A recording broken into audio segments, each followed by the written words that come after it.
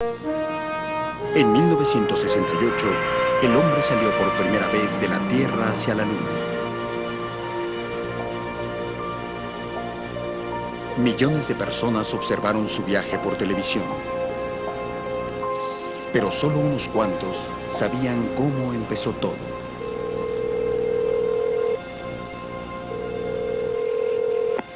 North American Aviation. Con Frank Borman, por favor. El astronauta Frank Borman es el comandante de una misión espacial llamada Apolo 8, encargada de probar una nueva nave espacial en órbita terrestre para aterrizar en la Luna. Pero la nave no estaba lista para volar. Entonces Borman recibe un telefonema secreto de su jefe, Dick Slayton. Me encontraba en Downey haciendo pruebas con la nave espacial cuando recibí una llamada para regresar a ver a Slayton en Houston. Slayton no puede discutirlo por teléfono, pero fotos tomadas por un satélite de la CIA sugieren la posibilidad de que los rusos estén listos para enviar a un hombre alrededor de la Luna antes del fin de año. En agosto de 1968, le ofrecieron a Borman una nueva y peligrosa tarea. Querían saber si yo pensaba que podíamos modificar nuestra misión e ir con Apolo a la Luna. Yo dije, perfecto, me encantaría hacerlo, vayamos. Y así es como empezó todo. Uno de los dos hombres que acompañarían a Borman sería Jim Lovell. Yo estaba extasiado. Para mí la idea de ir a explorar un nuevo planeta pesaba mucho, pero mucho más que el miedo a que algo saliera mal. Pero hay muchas cosas que pueden salir mal. La nave espacial, el cohete, navegar a través de 400.000 kilómetros. Regresar a salvo depende de un solo motor. Si falla, quedarán abandonados en la Luna con oxígeno suficiente para una semana. El tercer miembro de la tripulación es Bill Anders. Ya habíamos aceptado este tipo de riesgos. Pensé que teníamos una oportunidad entre tres de que la misión tuviera éxito, una oportunidad entre tres de que no lo tuviera y una oportunidad entre tres de no tener éxito y de no sobrevivir.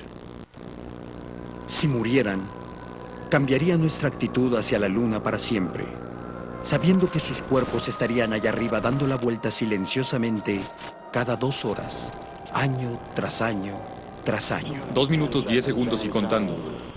Tanques de oxidación en la segunda y tercera etapa están a presión. Ningún ser humano ha volado nunca a más de 12.800 kilómetros de la Tierra. El Apolo 8 viajará a 400.000 kilómetros para circundar la Luna.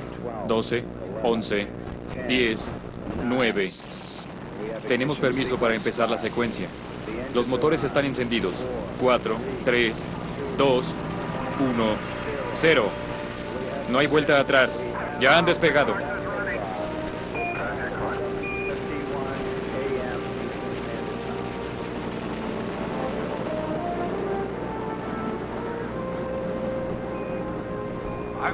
Yo estaba absolutamente hipnotizado por lo que sucedía.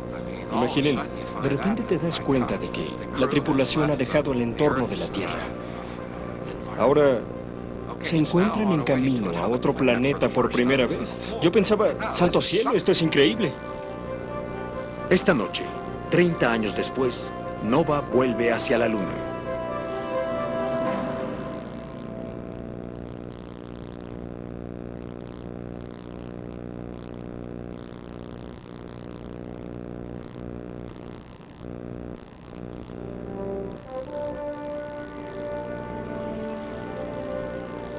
Desde que el hombre contempló la Luna por primera vez, siempre ha soñado con explorar a nuestro más cercano vecino.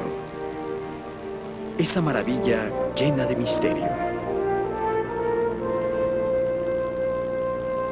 Pero las futuras generaciones se sorprenderán al saber por qué fueron los primeros hombres a la Luna. Ya que el ancestral sueño de exploración no tuvo casi nada que ver con lo que se llamaría el Proyecto Apolo. La idea de que el programa Apolo fuera un gran viaje de exploración o un esfuerzo científico es falsa. A la gente no le entusiasma tanto una exploración, pero vaya si les entusiasmó vencer a los rusos. El 4 de octubre de 1957, Rusia puso en órbita el primer satélite en la historia. el Sputnik. Para muchos norteamericanos fue una derrota horrible, un Pearl Harbor en el espacio. Es muy posible que una nación agresora que domine el espacio pueda después dominar el mundo. Simplemente no podemos permitirlo. Consideremos el control del espacio alrededor de la Tierra igual que, digamos, como los grandes poderes marítimos consideraban al control de los mares en los siglos del XVI al XVIII, y pensamos que si deseamos controlar a este planeta, tenemos que dominar el espacio a su alrededor. El doctor Wernher von Braun es el principal científico en cohetes de Estados Unidos. Es un ingeniero alemán que creó el cohete B-2 para Hitler en la Segunda Guerra Mundial. Ahora trabaja para el ejército norteamericano. Durante años, von Braun ha soñado con explorar el espacio. Gracias a los rusos, tendrá oportunidad de hacerlo.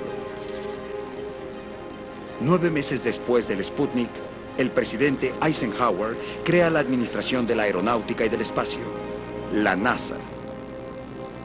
La NASA anuncia el proyecto Mercury, un programa para colocar un hombre en el espacio. Ellos, damas y caballeros, son los astronautas del Mercury. Los 7 astronautas del Mercury se convierten instantáneamente en héroes. Héroes de la Guerra Fría, listos para combatir al comunismo en el espacio. Futuras celebridades como Alan Shepard y John Glenn son la faz pública del programa espacial norteamericano. Pero ni los astronautas del Mercury tenían idea de lo que ya estaba sucediendo tras bambalinas en un poco conocido y pequeño laboratorio de la NASA. Aquí, en el Centro de Investigación Langley, en Virginia, es donde se inició el programa Apolo. Aún ahora, pocos norteamericanos se dan cuenta de que en los años 50, un minúsculo grupo de ingenieros ya estaba planeando viajes a la Luna. Se les llamaba el Grupo de Tarea del Espacio, visionarios que soñaban sueños extraordinarios. Uno de ellos, el doctor Maxim Fayet, se convertiría en leyenda, ayudando a crear cada nave espacial norteamericana tripulada. En 1958, lo vemos diseñando la cápsula del Mercurio. Esperábamos aterrizar en la Luna tarde o temprano, porque está tan cerca que todo el mundo puede verla. Es un blanco excelente. En los años 50, viajar a la Luna está a punto de ser posible debido al cohete. Utilizado desde hace mucho como arma, el cohete es el único motor que puede operar en el vacío. Los cohetes se hacen cada vez más potentes con el fin de transportar bombas nucleares. Algunos de ellos ya pueden llegar al espacio. Para que un astronauta sobreviva ahí, necesitará la protección de una nave espacial o cápsula. Aún una pequeña cápsula necesitará un cohete enorme para colocarla en el espacio. Sobrepasar la gravedad requiere enormes cantidades de combustible, así que el cohete se divide en módulos. Al quemar cada módulo su combustible, se separa para hacerlo más ligero. Al momento de alcanzar la cápsula del espacio, el cohete que la llevó hasta ahí ha desaparecido. El peso ha sido un problema para los ingenieros desde el principio y afectará cada decisión que tomen. La decisión básica es cómo llegarán a la Luna, lo que los ingenieros llaman el método. Existen 2 posibilidades. La primera, el ascenso directo, utilizando un solo cohete para enviar una nave espacial a la Luna. Es la manera como la gente siempre se imaginó que iría. Pero enviar a la nave espacial a tal distancia requerirá de un cohete enorme, más grande que la Estatua de la Libertad, un monstruo llamado Nova. De hecho, existieron diseños para el cohete Nova, pero era posible construirlo. El verdadero reto del cohete Nova era si podría construirse.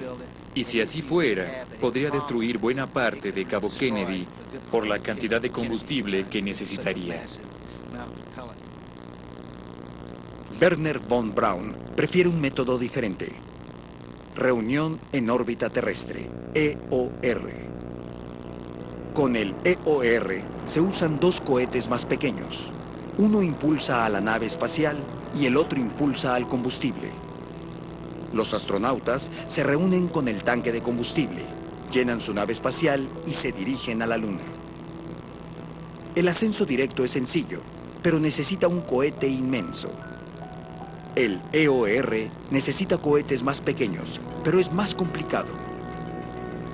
Escoger el método será la decisión más crítica en el programa Apolo, porque lo determina todo: la nave espacial, el cohete, el adiestramiento, el presupuesto y el programa. La decisión equivocada significa la derrota ante los rusos y quizá no alcanzar jamás la Luna.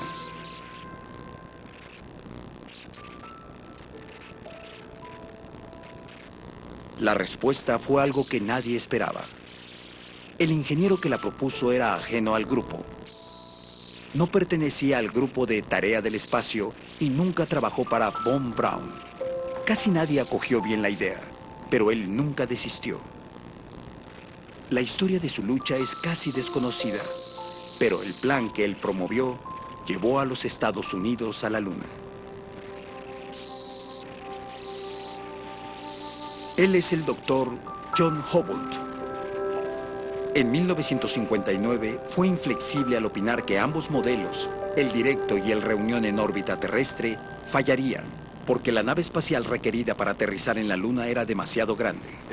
Se trataba de un vehículo como del tamaño del Atlas. Allí en el cabo se requieren 3.000 hombres, una plataforma de lanzamiento y un gran equipo para que un Atlas se separe de la Tierra. Ellos querían hacer aterrizar algo de esas dimensiones en la Luna, sin ninguna ayuda. A mí me parecía descabellado. Hubble sugería no hacer bajar a la nave espacial matriz a la Luna. En cambio, los astronautas usarían un vehículo separado, un pequeño taxi o escarabajo. A veces lo llamábamos el vehículo lunar de excursión, a veces el escarabajo y otras el velero lunar. Pero la idea era llegar allá. Después de tomar la decisión de alunizar con el pequeño vehículo, manteniendo el módulo de comando en órbita.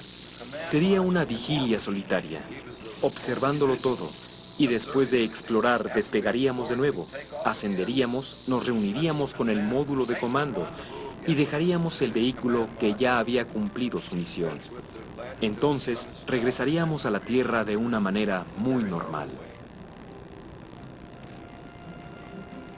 Aquí tenemos la reunión en órbita lunar, LOR, utilizando un vehículo separado y no bajando a la nave matriz a la Luna. LOR ahorra combustible y peso. Hubble promete que el LOR puede llevar a Estados Unidos a la Luna con un solo cohete y no tendrá que ser el inmenso Nova.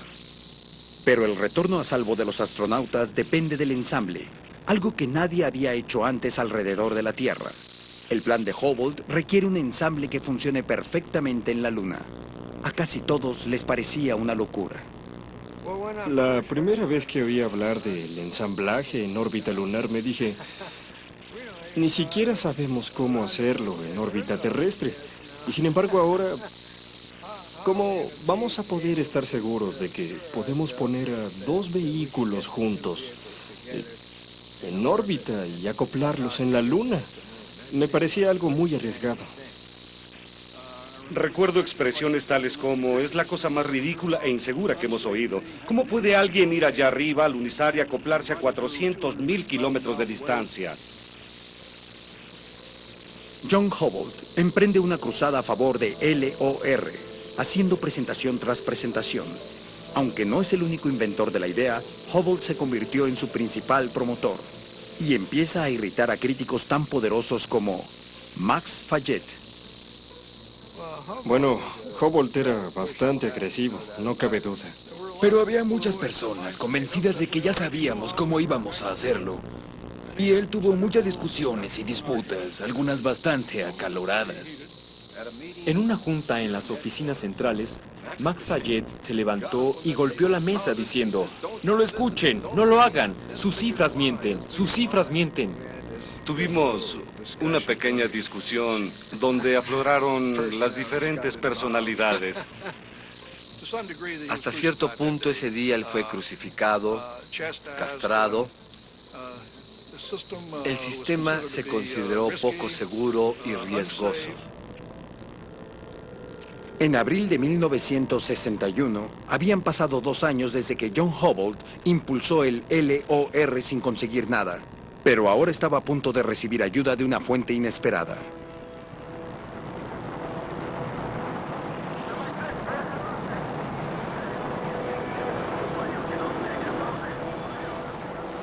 El 12 de abril de 1961, los rusos pusieron al primer hombre en el espacio, Yuri Gagarin. Fue la peor derrota para el programa norteamericano del espacio después del Sputnik. Esto ejerció una gran presión sobre un joven presidente que llevaba solo 12 semanas en el cargo. Señor presidente, ¿está de acuerdo en que deberíamos tratar de llegar a la Luna antes que los rusos, si podemos? Si podemos llegar a la Luna antes que los rusos, deberíamos hacerlo. ¿No es su responsabilidad aplicar un vigoroso liderazgo para impulsar el programa?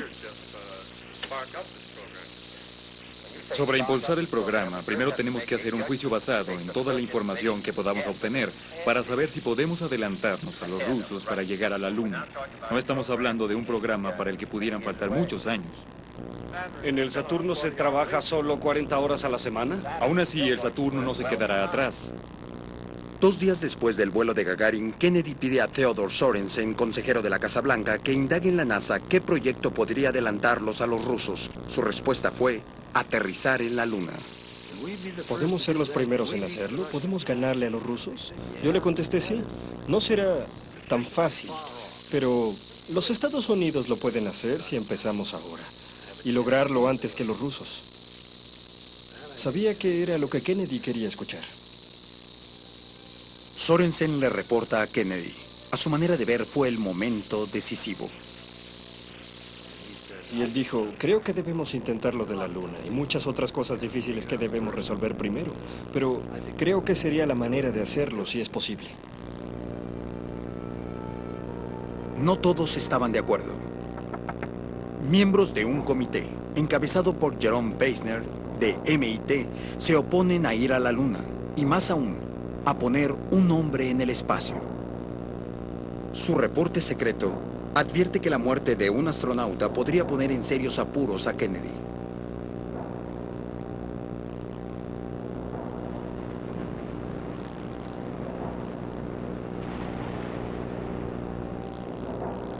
Kennedy no hablará de su decisión de ir a la Luna hasta que la NASA pruebe que un norteamericano puede ir al espacio y regresar con vida.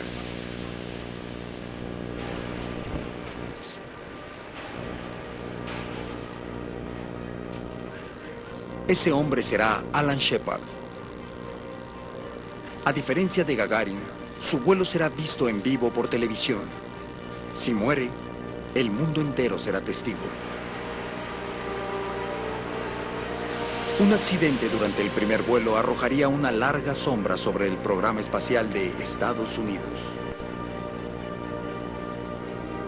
Una vez más, los corazones laten rápidamente y la gente está tensa. Señales de que ha empezado el conteo final. 10, 9, 8, 7, 6, 5, 4, 3, 2, 1.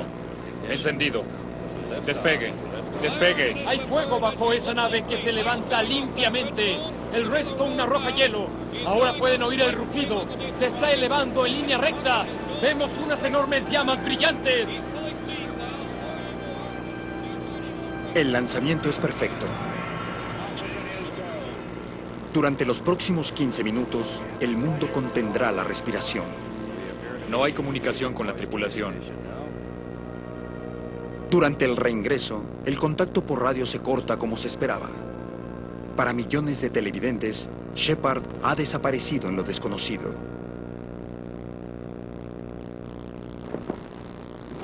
El paracaídas principal es verde. En este momento el astronauta toca el agua ante los ojos del mundo que lo miran extasiado.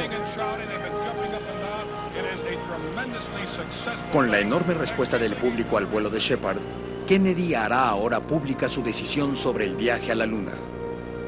2 días antes de que se dirija al Congreso, la NASA recibe un borrador del discurso.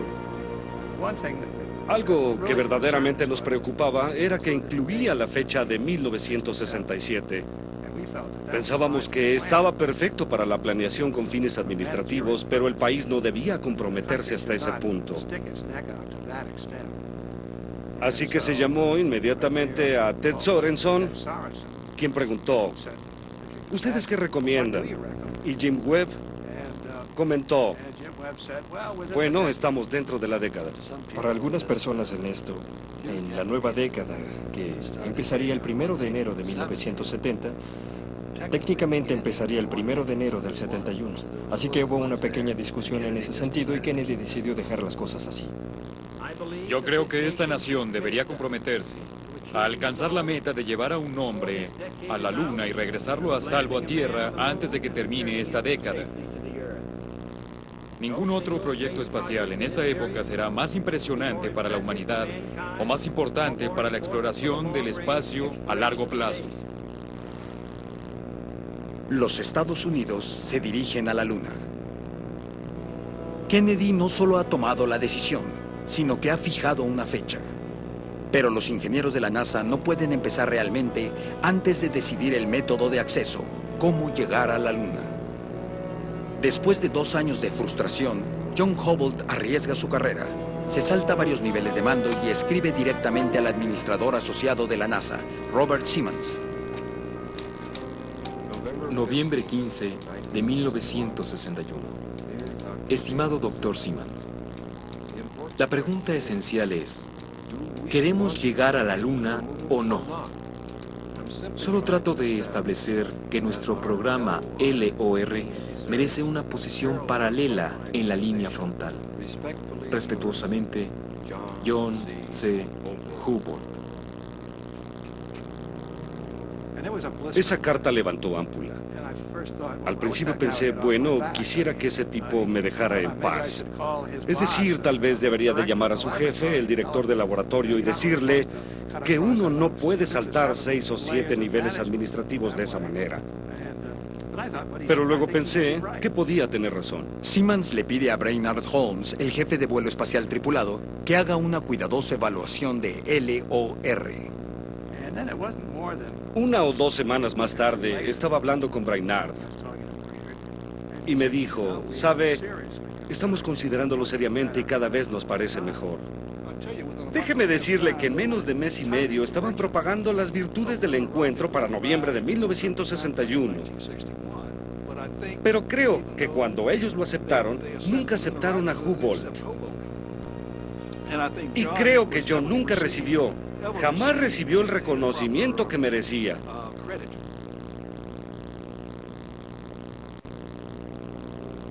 En julio de 1962, la NASA anunció que Estados Unidos utilizaría el encuentro en órbita lunar para llegar a la Luna. Yo crecí en la granja, trabajando 16 horas al día, ordeñando vacas en la mañana a 5 grados bajo cero. Para mí, saber que he estado involucrado en uno de los mayores logros de la humanidad me hace sentir algo muy especial.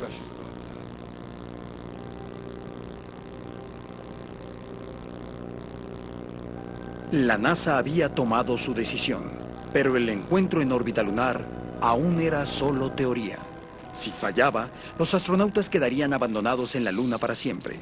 John Hubble estaba convencido de que el encuentro saldría bien.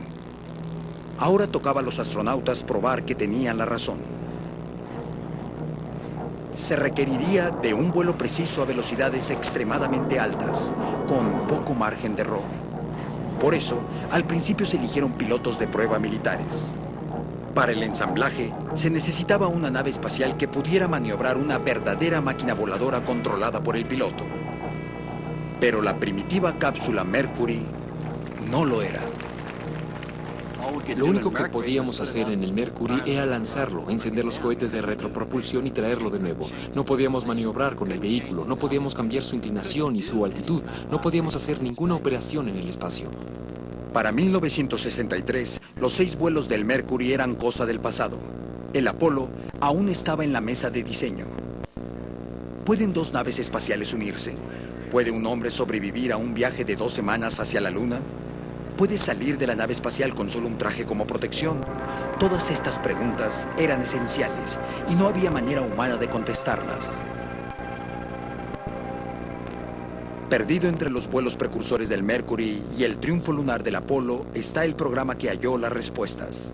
Se llamaba Géminis. Casi olvidado hoy en día, Géminis fue el paso esencial a la Luna.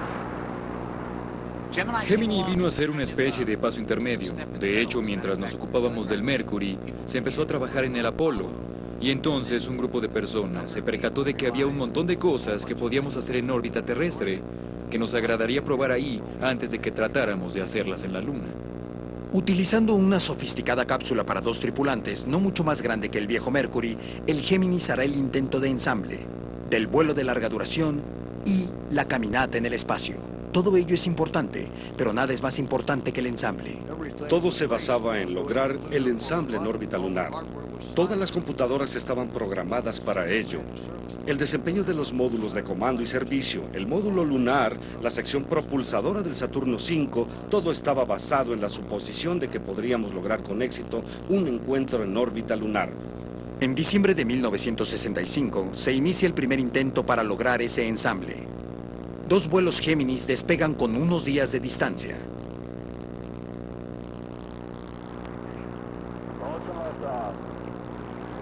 Será un ensayo en órbita terrestre de lo que tendrán que hacer en la Luna. Wally Schirra y Tom Stafford jugarán el papel del vehículo alunizador.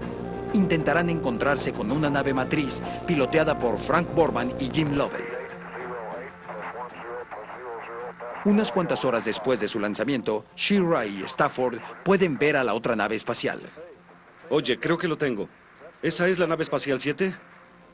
Ahora todo está en manos de Schirra. Para acercarse, tiene que mantener un control estricto. Pero cada maniobra consume el preciado combustible.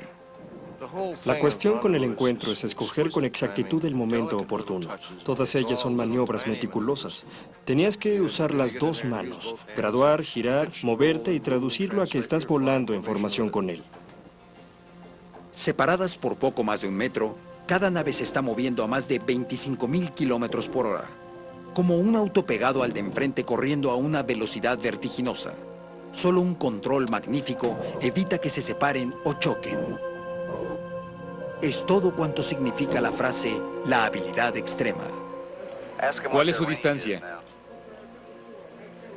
6, ¿cuál es su distancia? Estamos aquí sentados jugando bridge juntos. Estamos en formación con 7. Todo marcha muy bien aquí. Lo logramos. Muy bien, eso es excelente. Es muy emocionante. Ya lo creo. La forma de pilotear de Wally Schirra y su cuidadoso uso del combustible demuestran que el encuentro puede funcionar. Wally fue la elección perfecta para ello. Se esmeró al máximo por seguir las reglas y quedó exactamente en el límite de los cálculos del consumo de combustible que se hicieron. Después del éxito del encuentro, Schirra y Stafford regresan a la Tierra. Frank Borman y Jim Lovell permanecen en el espacio para intentar un vuelo de 14 días de duración. Es una prueba para ver lo que le sucederá al cuerpo humano en un viaje real a la Luna. Para cuando volamos en el Géminis ya sabíamos que los globos del ojo no se modificarían, que podías beber, que podías dormir. Temían que después de 1 semana en el espacio no te pudieras desenvolver como se esperaba. En realidad no sabíamos si el cuerpo soportaría un periodo tan largo y debíamos saberlo para poder ir a la Luna. Desgraciadamente para Frank Borman, su vuelo es antes que nada un experimento a cargo de los médicos. Una de las cosas que aprendí en el programa de la NASA es que si les das a los médicos un dedo, se toman todo el cuerpo. Así que me lanzaron con una aguja para encefalograma clavada en la cabeza y todo lo que se te pueda ocurrir. Estar confinados ahí dentro como en una lata de sardinas era la verdadera dificultad. Por supuesto, estás sentado junto a tu compañero y estar 2 semanas con Frank Borman en cualquier lugar era todo un reto. Pero bueno, Frank tenía un libro llamado Pasando Trabajos que tratábamos de leer. También nos cantábamos mutuamente.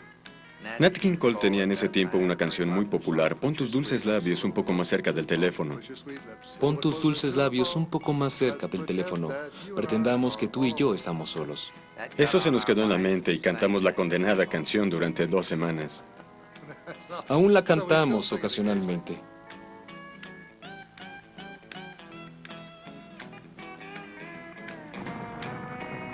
Ahora pueden bromear acerca de ello, pero en 1965 Borman y Lovell eran conejillos de indias para los médicos.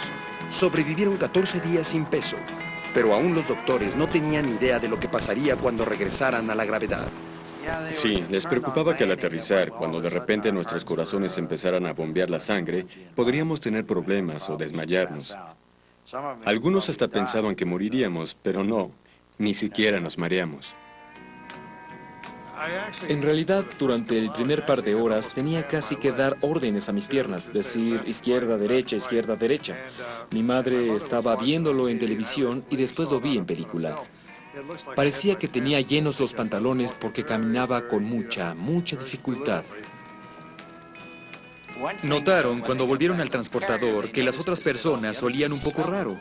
Ellos habían estado encerrados en un asiento delantero de Volkswagen durante 2 semanas. Cuando salieron se sintieron muy felices, aunque probablemente no se dieron cuenta de qué tan grave era la situación.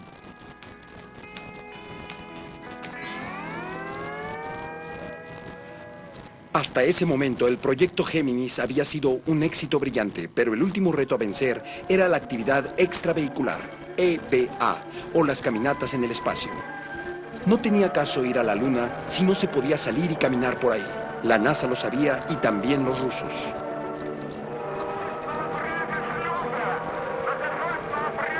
Cuando el cosmonauta Alexei Leonov se convirtió en el primer hombre en flotar en el espacio, fue una derrota más para los Estados Unidos.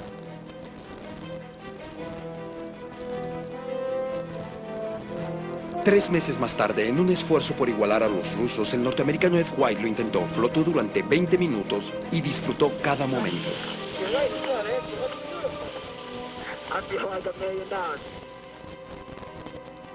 En ese momento todo se veía fácil, pero era una peligrosa ilusión. Antes de que el Géminis haya concluido, EVA pondría en peligro las vidas de 3 astronautas.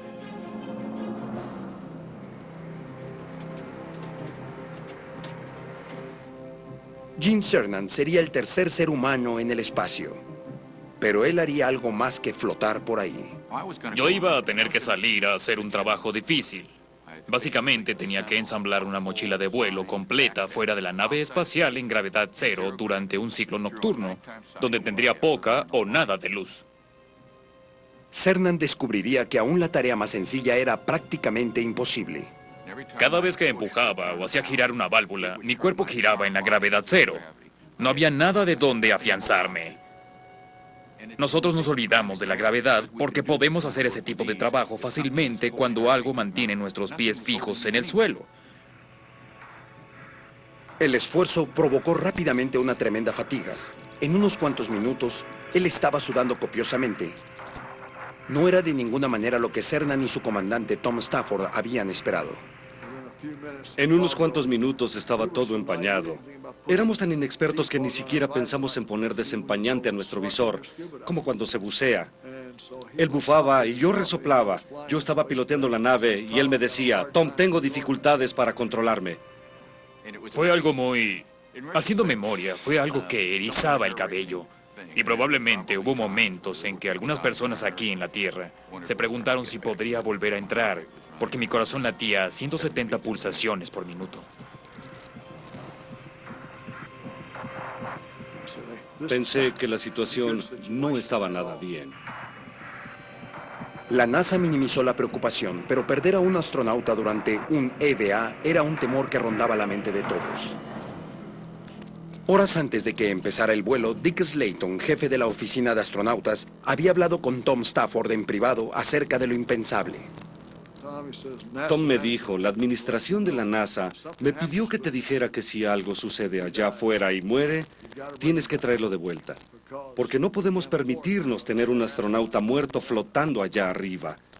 Le dije, nunca antes habíamos hablado de esto.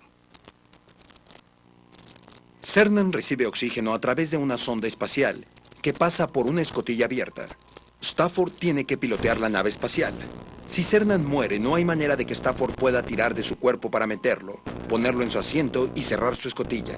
La única forma en que Stafford podría posiblemente recuperar a Cernan sería reingresar a la atmósfera arrastrando su cuerpo con la escotilla abierta. El Géminis iría por delante, pero esa cosa va a estar azotándonos por todas partes. Dije, además tendré la escotilla abierta y yo llevo solo un traje delgado, eso es todo. Solo una capa de nylon y habrá 3200 grados de plasma pasando a unos centímetros sobre mis hombros, a través de la escotilla abierta. Le dije, él lleva 7 capas aislantes que no le ayudarán demasiado. De todos modos estará muerto. Pero yo solo tengo una capa y ese plasma va a entrar por la escotilla.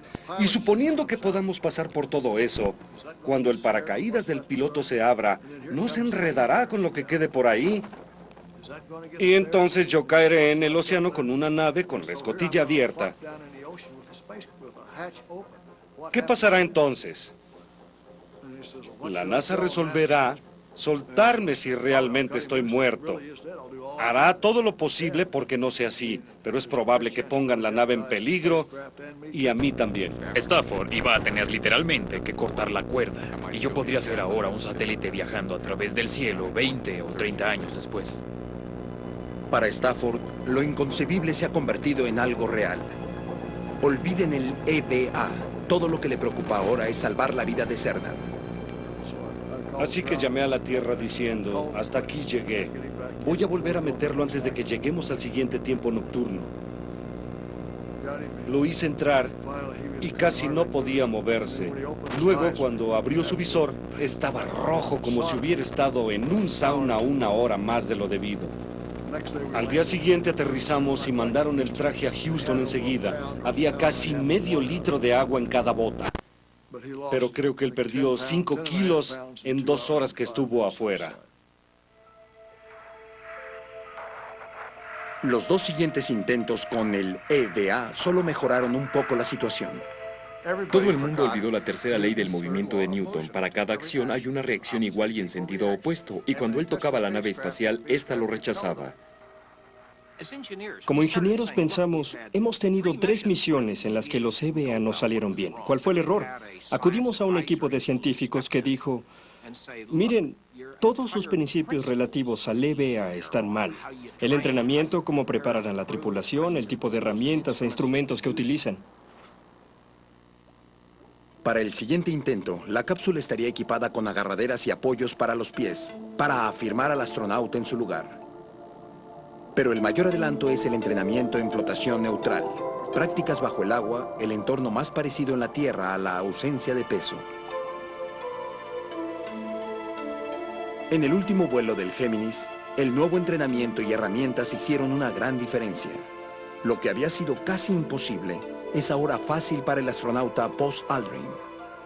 A mí me pareció pan comido estar afuera, solo moviéndome muy lentamente. No había ningún reto.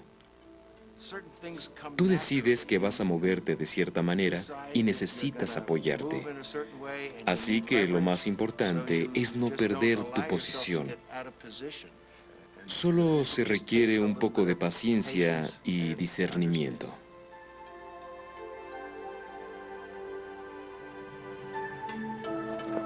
En noviembre de 1966, el proyecto Géminis alcanza un final triunfal, siendo una tardía añadidura a los planes de la NASA. Géminis ha comprobado cada técnica que el proyecto Apolo necesitará para alcanzar la Luna. Teníamos que aprender a hacer un simulacro en tierra y probar todo el equipo antes de siquiera pensar en ir a la Luna en el Apolo. Y Géminis, en su momento, fue quizá tan importante como Apolo, porque sin él jamás habría habido un Apolo. Por fin habíamos descubierto cómo llevar a cabo los EVA sin empañar los visores. Descubrimos cómo efectuar el encuentro. Descubrimos cómo llevar a cabo vuelos de larga duración. Supongamos que no hubiéramos hecho nada de esto, que hubiéramos dicho, bravo, nos vamos a la Luna. Sin Géminis hubiera sido un desastre.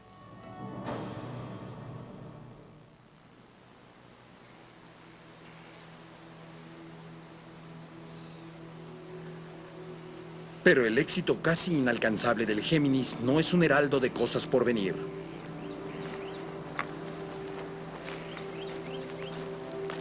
Encerrado en un edificio anónimo en el centro de investigación de Langley, están los restos físicos de la más negra hora del proyecto Apolo.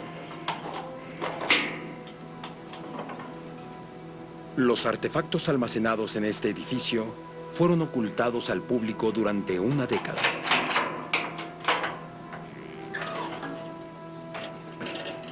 Alguna vez fueron evidencias.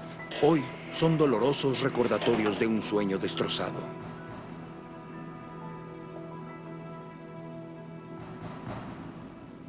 En 1967, todas las esperanzas del programa lunar de Estados Unidos se centraban en esta nave. Su viaje inaugural, el primer vuelo del Apolo, supuestamente pondría la Luna a nuestro alcance.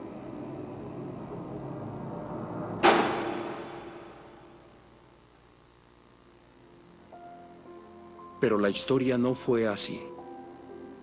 4 semanas antes del lanzamiento, esta nave espacial fue destruida por el fuego.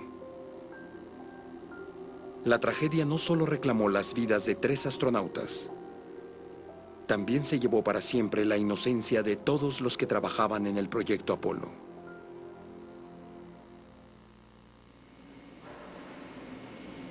Enero de 1967. 10 semanas antes de que finalizara el proyecto Géminis, la nueva nave espacial Apolo estaba casi lista para su primer vuelo de prueba. La tripulación la formaban Gus Grissom, Ed White y Roger Chaffee. Chaffee era un novato. Este sería su primer vuelo. Ed White voló una vez con el proyecto Géminis. Era el primer norteamericano que había caminado en el espacio. Gus Grissom, uno de los 7 del Mercury, era el más experimentado. Este sería su tercer viaje y tenía intenciones de llegar más allá. Gus, ¿qué posibilidades crees tener de volar en un Apolo? Creo que bastantes. Espero andar por aquí durante la mayor parte del programa Apolo. Entonces, ¿crees que algún día harás un viaje a la Luna? Esos son mis planes. Poco antes del lanzamiento se efectuarían 2 pruebas críticas. En una se buscaban escapes. Se sella la cápsula y se eleva la presión interior al máximo para ver si se mantiene. La segunda prueba es un conteo de práctica, un ensayo general del lanzamiento. Con la tripulación dentro de la cápsula, se cierra la escotilla y se llena la nave espacial con oxígeno puro. Para ahorrar tiempo, la NASA efectúa las 2 pruebas al mismo tiempo. Revisan que no haya escapes a alta presión mientras la tripulación está adentro en oxígeno puro. La combinación resultaría letal. Teníamos 15 psi de oxígeno puro en esa nave espacial, y con esa cantidad de oxígeno, el aluminio arde. Después de años de hacer la misma prueba con cada cápsula del proyecto Mercury y el proyecto Géminis, la NASA minimizó el peligro del oxígeno puro a alta presión. El 27 de enero de 1967, la suerte los abandonó. Había problemas de comunicación y Grissom se sentía frustrado. ¿Me escuchan? ¿Cómo vamos a ir a la Luna si no podemos comunicarnos entre nosotros? No puedo oír una palabra de lo que dices. Santo cielo. ¿Pueden hablar entre ustedes allá en el módulo de comando?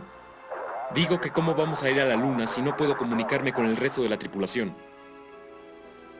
Irónicamente, el final de la prueba consistía en un ensayo de escape de emergencia, pero nunca se llegó a ello. A las 6:31 p.m., entre miles de alambres, una chispa salta. Yo estaba viendo la televisión en mi consola de director de lanzamiento. Vi un resplandor. Y la nave espacial estalló en llamas. Oímos unos ruidos y después la calma viniendo de la nave espacial. Oímos a la gente en la plataforma gritando acerca de un incendio. Con el oxígeno a alta presión, el fuego rápidamente convirtió eso en un infierno. Sentado en la parte media, Ed White trata desesperadamente de soltar la escotilla, pero la escotilla se abre hacia adentro. Estando la nave a presión, no había manera de que Ed White pudiera tirar de la escotilla hacia adentro.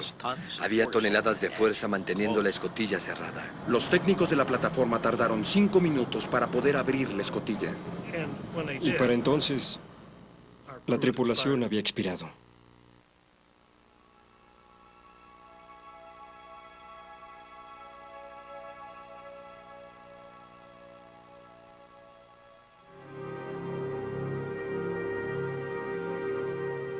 Fue como un golpe en el estómago para todos los del programa. Y todos, fuera cual fuera su papel o la parte que habían tenido en él, tuvieron un sentimiento de culpabilidad al respecto.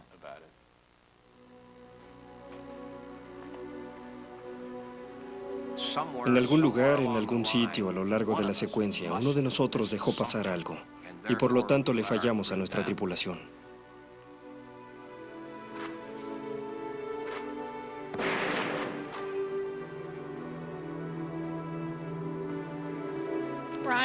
Roger tenía tanta energía, tanto entusiasmo por todo el programa. Estamos seguros de que si tenía que dejar este mundo, estará feliz de que haya sido en una nave espacial. ¿No sienten rabia de lo que pasó en Cabo Kennedy? ¿De lo que seguirá ahora? No, de ninguna manera. El precio del progreso es muy caro a veces.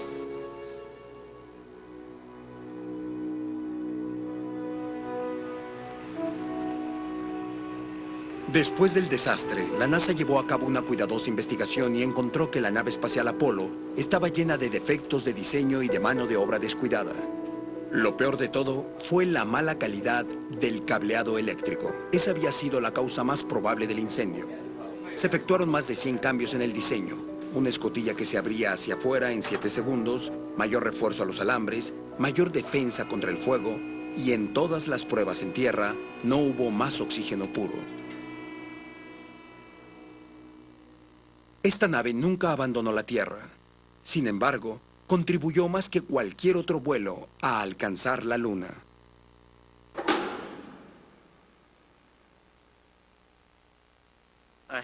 Titubeo al decir esto y sin embargo debo decirlo. Creo que no hubiéramos llegado a la Luna en los 60s de no haber resuelto el problema del fuego.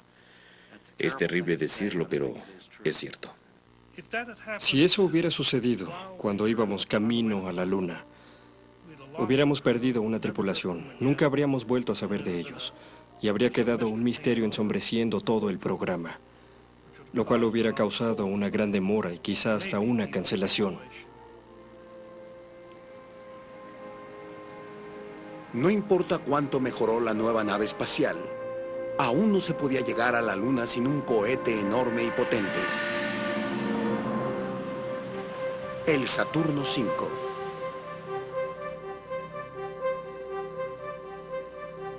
Los proyectos Mercury y Géminis usaron cohetes militares reconfigurados cuyo propósito era llevar ojivas de combate. El Saturno V fue creado exclusivamente para la exploración del espacio.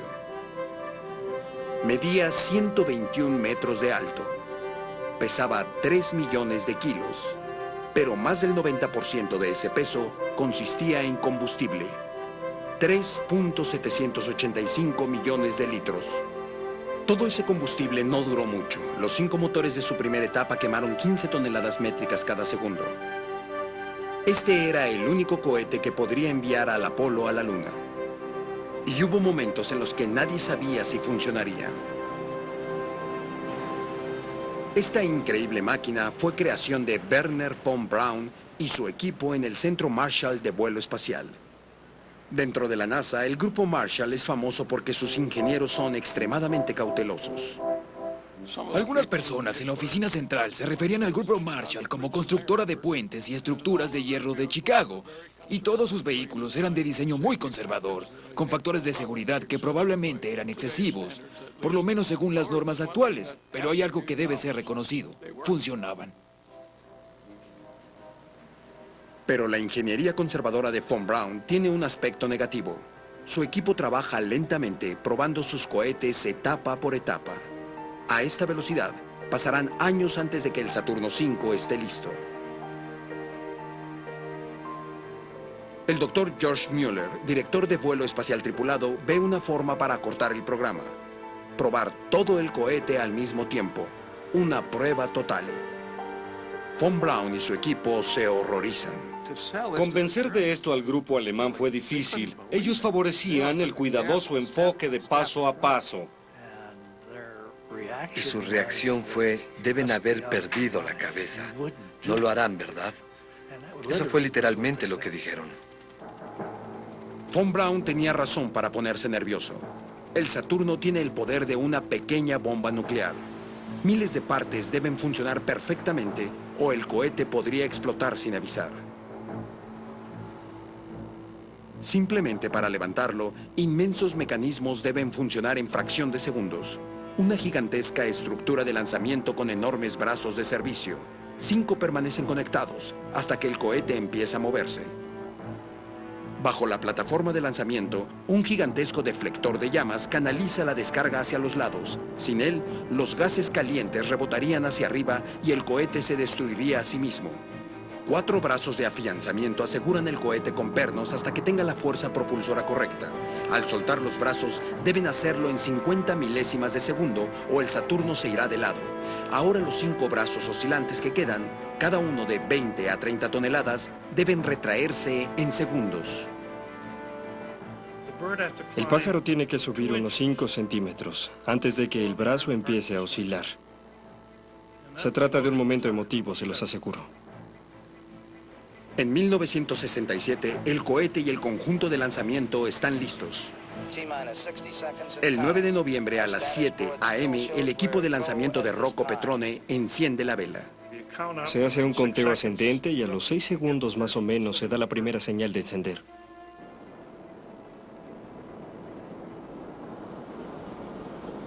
5, 4. Tenemos ignición.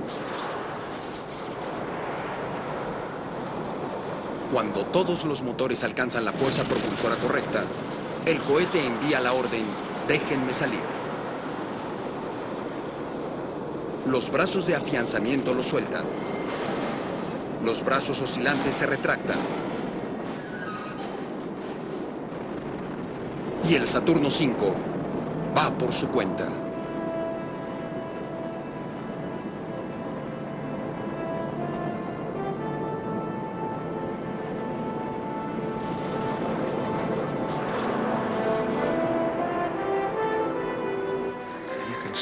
Se podía ver el triunfo en algunas de nuestras caras cuando de verdad se elevó como debía.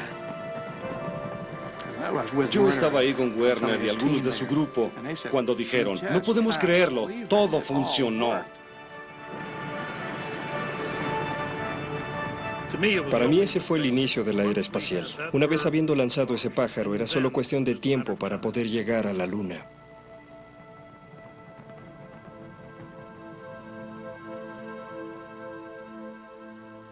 El Saturno V funcionó perfectamente en su primera prueba sin tripulación. En poco más de un año, Frank Borman, Jim Lovell y Billy Anders se convertirían en los primeros hombres en volar en un Saturno V que los llevaría hasta llegar a la Luna.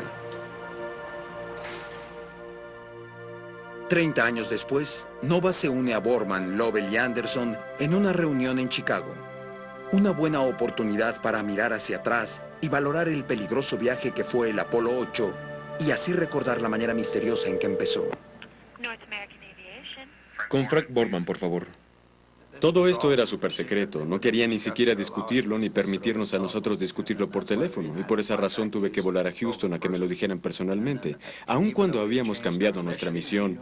¿No sabías antes de tomar el avión que iba a haber un cambio? No, no lo sabía. No tenía la menor idea antes de entrar en la oficina de Slayton. Palabra de honor. Te haré una pregunta. ¿Qué fue lo que te dijo? ¿Te dio una opción o te dijo que la misión había cambiado? No, dijo que los rusos, que la CIA había oído que los rusos harían un lanzamiento a fin de año.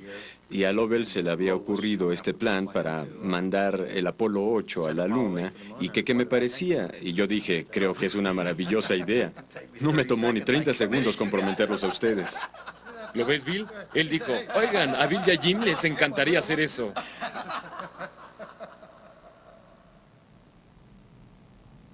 Tres días después de dejar la Tierra, el Apolo 8 se acerca a su objetivo. Pero la Luna está invisible, escondida en la sombra, perdida en la oscuridad total. Todo estaba muy negro. Todo lo que podíamos ver por encima del hombro era un agujero negro sin ninguna estrella. Supusimos que era la Luna. De hecho, fue el único momento del vuelo en que el cabello se me erizó, yendo hacia ese gran hoyo negro.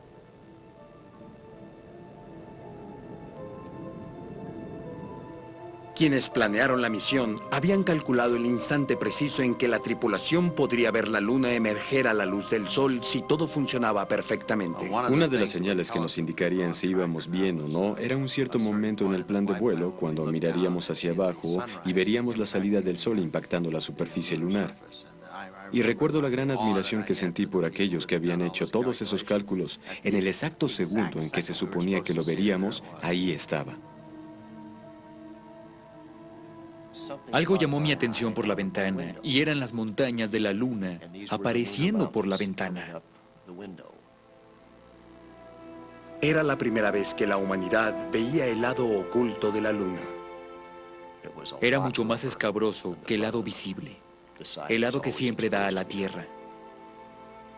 Parecíamos 3 escolares mirando por la ventana de una dulcería. Teníamos las narices pegadas al vidrio. El plan de vuelo se nos olvidó. Entonces sucedió algo que nadie había predicho, y resultó ser una imagen aún más asombrosa. Alcé la vista y vi a la Tierra saliendo por el desolado y golpeado horizonte de la luna. Una Tierra que proporcionaba el único color que podíamos ver. Una Tierra con un aspecto muy frágil, muy delicado. Inmediatamente quedé consternado pensando que habíamos hecho un largo viaje a la luna. Pero lo más significativo que estábamos viendo era nuestro planeta natal, la Tierra. Aunque su misión es fotografiar la luna, los 3 hombres enfocan la Tierra. Bill Anders toma una fotografía que le da a la humanidad su primera visión de nuestro hogar tal como es realmente. El despuntar de la Tierra. Todas las imágenes de la Tierra desde la Luna han hecho que la raza humana y sus líderes políticos, sus líderes ambientales y sus ciudadanos se den cuenta de que estamos todos juntos en un pequeño y lindo planeta y que más vale que lo cuidemos o no estaremos aquí por mucho tiempo. El destino quiso que fuera la víspera de Navidad. La NASA había preparado una transmisión en vivo por televisión desde los alrededores de la Luna. Se nos había dicho que tendríamos la mayor audiencia que jamás oyera una voz humana cuando efectuáramos nuestra transmisión por televisión desde la Luna la víspera de Navidad. Y las únicas instrucciones que nos dio la NASA fueron, digan algo apropiado. La mayor audiencia en la historia. Las primeras palabras desde otro mundo. Pero, ¿qué deberían decir? No quise preocuparme por eso cuando teníamos tantas otras cosas. Y Cy Borgan, que era un amigo que estaba con la agencia de información US, sugirió que leyéramos algo del Génesis, y así fue. Nos estamos acercando al amanecer lunar, y para toda la gente allá en la Tierra, la tripulación del Apolo 8 tiene un mensaje que quisiéramos enviarles. En el principio, Dios creó los cielos y la tierra. Y la tierra era informe y vacía, y la oscuridad estaba sobre la faz de lo profundo. Y el Espíritu de Dios se movió sobre la faz de las aguas. Y Dios dijo, hágase la luz. Y la luz se hizo. Y Dios vio la luz, y era buena. Y Dios separó la luz de la oscuridad. Ha habido muchas ocasiones en mi vida en que las lágrimas me han brotado simplemente por el poder, la inmensidad, la belleza de lo que estábamos haciendo. Y este fue uno de esos días. Y Dios vio que era bueno. Y la tripulación del Apolo 8 cierra deseándoles buenas noches, buena suerte, feliz Navidad, y que Dios los bendiga a todos ustedes en la buena tierra. Cuando la transmisión terminó, hablamos con la base y les dije, ¿recibieron todo eso? Ellos dijeron, sí, se oyó muy bien. Bueno, ahora denos la instrucción para volver a casa. Volver a casa depende de un solo motor. No existe apoyo. Si falla, quedarán en la Luna sin esperanza de rescate. Mi atención estaba fija en eso. Sabíamos que nos quedaríamos ahí para siempre si ese motor no funcionaba de nuevo. Era un pensamiento solemne. Todos los sistemas funcionando. Escucho. De acuerdo, gracias Houston. Apolo 8. Yo creo que de todos esos tensos momentos, lo primordial era el encendido para sacarnos de la órbita lunar. Contábamos solo con un motor para hacerlo, y si hubiera fallado, aún estaríamos circundando la luna. Así que puedo asegurarles que había 6 ojos pendientes de esos instrumentos. Estábamos hablando de lo que llamamos el encendido TEI, la inyección transtierra. Habíamos pasado 20 horas circundando la Luna y estábamos un poco cansados. Así que teníamos que programar a la computadora para encender el motor y alcanzar la altitud apropiada. Cuando volteamos hacia la parte trasera para activarla, no podían escucharnos en la Tierra. Y en la computadora apareció un letrerito que esencialmente dice: ¿están seguros de que quieren efectuar esta maniobra? Es su última oportunidad de tomar una decisión. Y yo dije: Frank, ¿realmente queremos? Y Frank dijo: ¡empuja el botón! ¡Empuja el botón! Nunca lo olvidaré.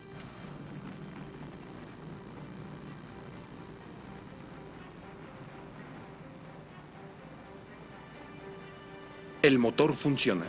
Están en la ruta que los llevará de vuelta a la Tierra. Pero ¿qué tan preciso es su recorrido? En 3 días, el Apolo 8 entrará a la atmósfera de la Tierra a 400.000 kilómetros por hora. Deben entrar exactamente en el ángulo correcto. De no ser así, el Apolo 8 podría rebotar como un guijarro o bien incinerarse. Habíamos recorrido 400.000 kilómetros para dar con una ranura de reingreso como del tamaño de un buzón, visto a 6.000 kilómetros de distancia. Teníamos que deslizar la carta en esa ranura. Y el primer intento fue lo suficientemente bueno como para que la carta la atravesara justo por la mitad. Bill no había volado antes, y durante el reingreso, Lovell y yo estuvimos bromeando todo el tiempo sobre lo emocionante que sería el reingreso. Que no se preocupara, que todo saldría bien. Luego, como a la mitad del reingreso, el Apolo resultó mucho más espectacular que el Géminis. Tanto Lovell como yo nos asustamos. Nos quedamos callados, ¿lo recuerdan? Con su fotografía de El despuntar de la Tierra y la lectura del Génesis, el Apolo tocó un acorde universal, conmoviendo al espíritu humano a través de todo el mundo. El punto más alto de mi carrera en el espacio fue Apolo 8. Lo digo porque fuimos las primeras 3 personas que dejamos la Tierra para ir a la Luna, para ver la Luna, el lado oculto, pero también las primeras personas que vieron la Tierra tal cual es.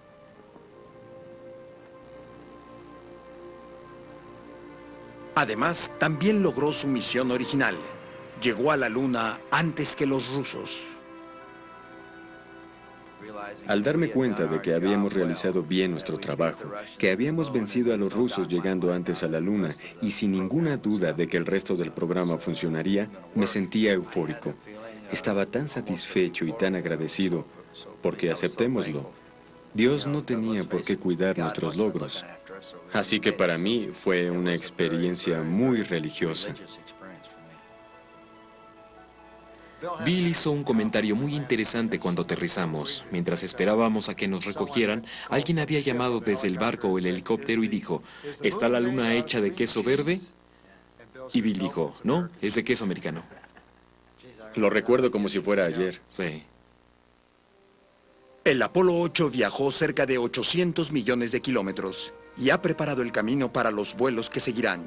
Todo lo que falta para cumplir la promesa de Kennedy es el alunizaje.